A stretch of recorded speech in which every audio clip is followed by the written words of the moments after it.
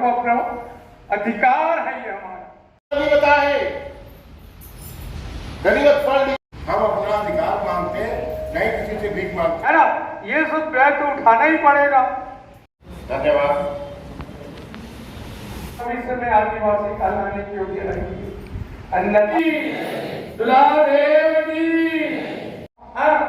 जन्म लेके आदि निर्माण की चलो। गोड़ हलवा कंवर समाज के मुखियाओं के द्वारा जनजाति आरक्षण का जो 32% से घटा करके 20% किया गया है, इसके विरोध में आज पूरा समाज यहाँ बैठ करके सभा सम्मेलन ले रहे हैं।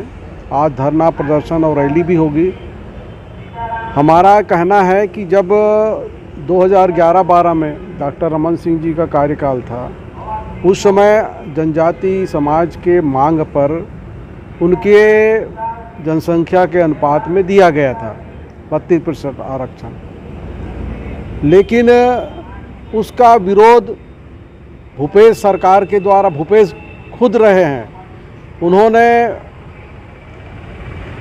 केपी खांडे और उनके अन्य लोगों से 20-22 ठो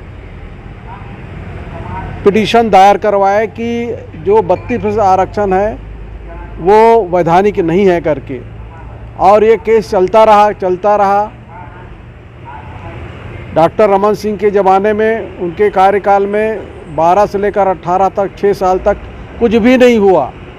जैसे इनकी सरकार आई और 19 सितंबर को ये इसका हाई कोर्ट से डिसीजन आ गया और उसको खारिज कर दिया, 58% से खारिज कर दिया।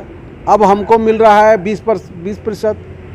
तो ऐसी स्थिति में हमारा समाज बहुत ज़्यादा उद्वेलित है, नाराज़ है।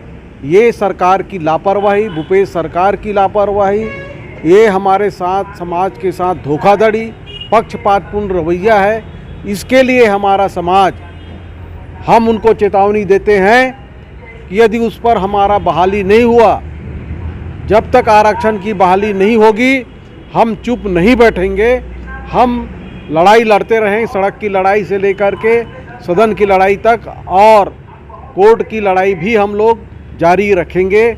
और मैं इस बात का मैं बताना चाहूँगा कि जो आदमी को इसने पिटीशन दायर करवाया था, उस आदमी को, केपी खांडे को, ये भूपेश सरकार ने महिमा मंडित कर दिए, उसको पुरस्कृत करके एससी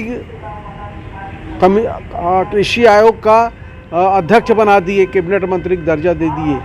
ये दो तरह की बात, ये ढुलमुल वाली बात, ये दोगली नीति क्यों? एक तरफ आप कहते हैं कि मैं आदिवासियों के हितों की रक्षा करूंगा, आपको चिंता करने की बात नहीं है, मैं आरक्षण की वापसी करूंगा और नामी गिरामी वकीलों से मैं सुप्रीम कोर्ट में लड़ूंगा। लेकिन आज ये स्थिति है कि वो 47-48 दिन हो गया है, ना तो वो आरक्षण की बहाली के लिए पिटीशन किया है, और ना ही अन्य राज्यों का, कर्नाटक, तमिलनाडु और झारखंड में अध्ययन दल नहीं भेजा है। और यहाँ तक कि ये बात भर करता है कि मैं विशेष सत्र बुलाऊंगा।